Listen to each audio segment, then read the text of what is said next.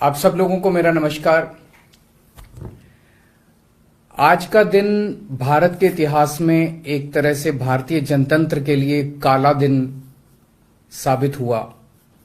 आज संसद के अंदर दिल्ली के लोगों को गुलाम बनाने वाला बिल पास कर दिया गया। ये बिल दिल्ली के लोगों को बेबस बना देता है, असहाय बनाता है, लाचार बनाता है, गुलाम बनाता है। जब हम आजाद नहीं हुए थे 1935 में, अंग्रेजों ने एक कानून बनाया था।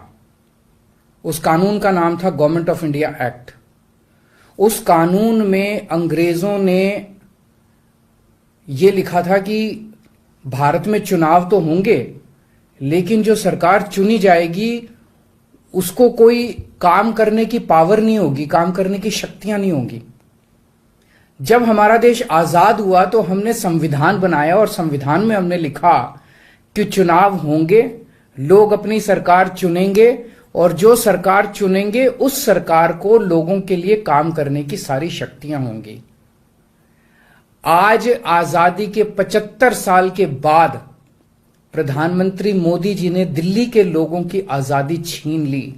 उन्होंने 1935 वाला अंग्रेजों का कानून बनाया है कि दिल्ली के लोग चुनाव तो होंगे, दिल्ली के लोग अपनी सरकार तो चुनेंगे, लेकिन उस सरकार को काम करने की कोई भी शक्ति नहीं होगी।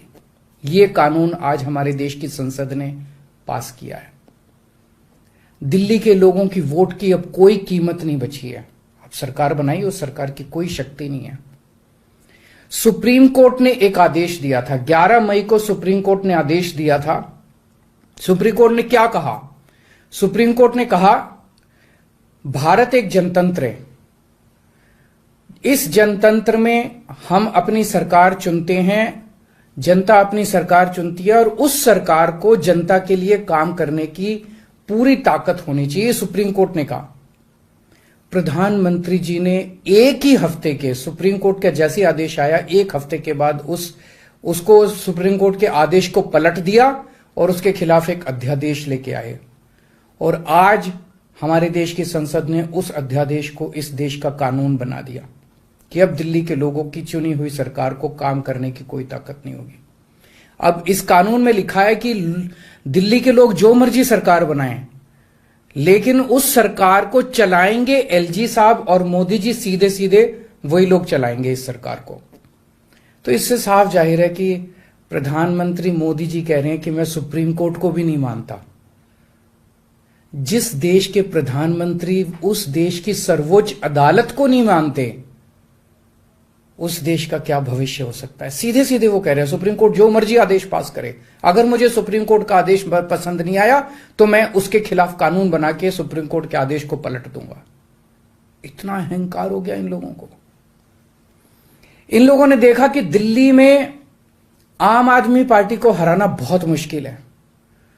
पिछले 4 चुनाव सीधे सीधे 2013 में, 2015 में, 2020 में और उसके बाद एमसीडी का चुनाव, सीधे सीधे 4 चुनाव बीजेपी आम आदमी पार्टी से दिल्ली में हार गई। दिल्ली के अंदर 25 साल से ज्यादा हो गए अब बीजेपी की सरकार नहीं बनी है। 25 साल से इनको वनवास दिल्ली के लोगों ने दिया हुआ है। तो इनको लगा कि आम आदमी पार्टी को हराना मुश्किल है, तो इन्होंने चोर दरवाजे से, पीछे से चोर दरवाजे से इन्होंने दिल्ली की सत्ता को हथियाने की कोशिश की है। दिल्ली के लोगों ने एक बार आम आदमी पार्टी को 70 में से 67 सीट दी और 3 सीट बीजेपी को दी। दूसरी बार 70 में से 62 सीट दी और 8 सीट बीजेपी को दी। तो एक तरह से दिल्ली की जनता ने चिल्ला चिल्ला के बीजेपी को कहा है कि दिल्ली के अंदर दखलंदाजी मत करना।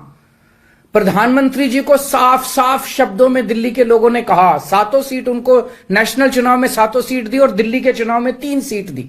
तो मोदी जी को साफ साफ दिल्ली की जनता ने कहा कि दिल्ली के काम में दखलंदाजी मत करना, आप देश संभालो। लेकिन मोदी जी कहते हैं मैं जनता की बात नहीं मानता। इतना अहंकार हो गया, ना जनता को की बात मानते, ना सुप्रीम कोर्ट की बात मानते। और आपको पता है इस कानून में क्या लिखा है, जो कानून आज पास किया है? इस कानून में लिखा है कि दिल्ली के ऊपर से नीचे A category, B category, C category, D category, जितने दिल्ली सरकार के कर्मचारी हैं, उन सारे कर्मचारियों को के बारे में सारी पॉलिसी केंद्र सरकार बनाएगी। उनकी ट्रांसफर पॉलिसी, कौन अधिकारी, कौन चपरासी क्या काम करेगा, ये देश के प्रधानमंत्री बैठ के दिल्ली सरकार का कौन सा चपरासी क्या काम करेगा, कौन सा चपरासी फाइल उठाएगा, कौन सा चपरासी चाय पिलाएगा, कौन सा चपरासी खाना, ये काम रहेगा प्रधानमंत्री जी को। इसके लिए प्रधानमंत्री बनाया था देश का कि आप दिल्ली के चपरासियों की ट्रांसफर पॉलिसी बनाओगे बैठ के प्रधानमंत्री बनके। आप केंद्र चलाओ ना, आप दिल्ली के अंदर क्यों दखल अंदाजी कर रहे हो? आपको क्या लगता है ऐसा क्यों कर रहे हैं? वो ऐसा इसलिए कर रहे हैं क्योंकि पिछले 7-8 साल में बिना किसी पावर के भी हम लोगों ने जो काम किए हैं, हमने इतने शानदार स्कूल बनाए, इतने शानदार अस्पताल बनाए, 24 घंटे बिजली कर दी, बिजली फ्री कर दी, पानी घर घर पहुंचा रहे हैं, सड़कें बनाई, इतने सारे काम हम लोगों ने कर दिए। इनसे वो काम नहीं हो रहे। 30-30 साल से गुजरात के अंदर इनकी सरकार है, बेड़ा गर्क है गुजरात का। हरियाणा के अंदर इनकी सरकार बनी, हरियाणा में बेड़ा गर्क है इनका। मणिपुर के अंदर बीजेपी की सरकार है, मणिपुर को जला दिया इन लोगों ने। इसलिए केजरीवाल के साथ कंपटीशन नहीं कर सकते, काम में कंपटीशन नहीं कर सकते, हमारे जैसे काम नहीं कर सकते, आम आदमी पार्टी के जैसे काम नहीं कर सकते। इसलिए केजरीवाल को काम करने से रोको, किसी भी तरह से केजरीवाल को काम करने से रोको, बस ये इनका मकसद है। मैं सुन रहा था अमित शाह जी को, वहां पे संसद में भाषण दे रहे थे, कहते हैं झगड़ते बहुत हैं ये लोग, झगड़ते बहुत हैं ये लोग। मैं स्कूल बनाता हूं, ये मेरे को स्कूल नहीं बना देते। फिर मैं जब इनसे कहता हूं मेरे को स्कूल बना देने दो, तो कहते हैं झगड़ता बहुत है केजरीवाल। मैं मोहल्ला क्लिनिक बनाता हूं, मेरे मोहल्ला क्लिनिक तोड़वा दिए इन लोगों ने। फिर कहते हैं केजरीवाल झगड़ता बहुत है। मैं इनको कहता हूं मेरे को मोहल्ला क्लिनिक बनाने दो। मैं अस्पताल में दवाइयां फ्री करता हूं, कहते हैं दवाइयां फ्री क्यों करता है। मैं बिजली फ्री करता हूं, कहते हैं केजरीवाल फ्री भी दे रहा है, फ्री की रेवड़ियां दे रहा है, कहते हैं झगड़ते बहुत हैं। मैं जो भी करता हूं, चाहे झगड़ता हूं चाहे जो भी करता हूं, दिल्ली के लोगों को पसंद हूं। इसीलिए 3 बार 4 बार दिल्ली के लोगों ने मेरे को, जो भी कर रहा हूं ठीक ही कर रहा हूं, तभी 4 बार लोगों ने हमें वोट दिया। और होम मिनिस्टर अमित शाह जी क्या कहते हैं, मैंने सुना उनको संसद में, हमारे पास पावर है, संविधान ने हमें पावर दी है कानून पास करने की, हमारे पास पावर है, हमें सुप्रीम कोर्ट ने पावर दिया है ये कानून पास करने की। अरे आपको पावर दी है जनता की सेवा करने की, जनता के ऊपर अत्याचार करने के लिए पावर नहीं दी आपको। इतना घमंड मत कीजिए अमित शाह जी। आपको पावर दी गई है ताकि आप विकास करें देश का, आपको पावर दी गई है ताकि आप देश के लोगों को शक्तिशाली बनाएं। आपको पावर इसलिए नहीं दी गई है कि आप देश के लोगों को लाचार बना दें और उनके वोट का अधिकार छीन लें। ये जो आप पावर पावर पावर पावर कर रहे हो, ये पावर आपको जनता की सेवा करने के लिए दी गई है। मैंने देखा है अमित शाह जी पिछले चुनाव में आप घर घर जाके दिल्ली के अंदर पर्चे बांट रहे थे, एक एक घर में जाके आप पर्चे बांट रहे थे। दिल्ली के लोगों ने आपको नकार दिया। अब आप दिल्ली के लोगों को तमाचा मारने आ गए। केजरीवाल से नफरत करते करते इस नफरत में इतने अंधे हो गए कि आपने दिल्ली के लोगों के ऊपर अत्याचार करना चालू कर दिया।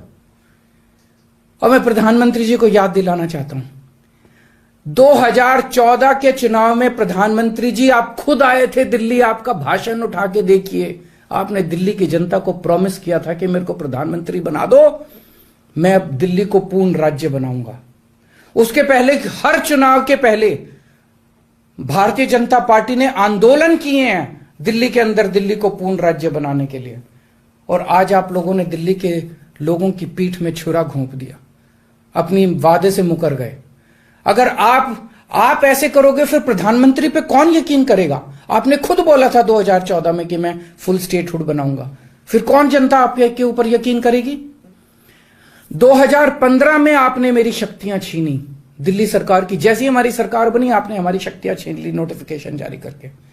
फिर भी बिना शक्तियों के हमने काम किया और दिल्ली की जनता ने मेरे को 2020 में 62 सीट दे के दिल्ली की जनता ने आम आदमी पार्टी की सरकार बनाई।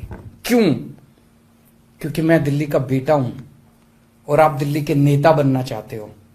दिल्ली के लोगों को अपना बेटा पसंद है और दिल्ली के लोगों को आप जैसे नेता नहीं चाहिए।